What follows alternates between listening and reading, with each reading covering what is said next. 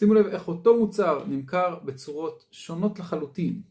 אתם מחפשים שף פרטי, מגיעים לשף הראשון שאומר לכם, אני מומחה בבישול אסיאתי, בישול איטלקי, גם בשרים על האש אני יכול להכין לכם, אני יודע את זה מעולה, התמקצעתי בזה בארץ, בארצות הברית וכו'.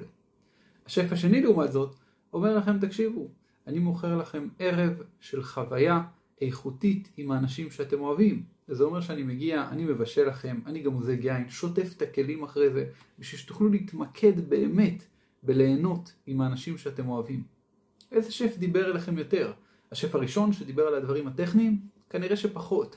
השף השני שדיבר על מה שאתם באמת מחפשים, וכך שאתם לוקחים שף פרטי. ההבדל הזה בעצם נעוץ בשורש של הסיבה שבה אנחנו קונים, שזה בעצם השורש הרגשי שמאפשר לנו בעצם לקבל החלטות רציונליות שבעצם מונעות מאיזשהו צורך רגשי כלשהו. תכוונו למה שהלקוח שלכם באמת מחפש ותמכרו יותר. בהצלחה.